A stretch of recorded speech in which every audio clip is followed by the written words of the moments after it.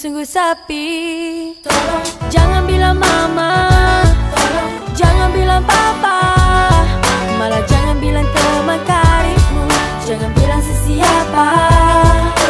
Buku merah jangan lupa bawa, moga-moga belum tamat tempo. Kali ini kita pergi lebih lama, pergi lebih jauh. Ayo bawa aku pergi, pacu laju laju, kita lari dari reality.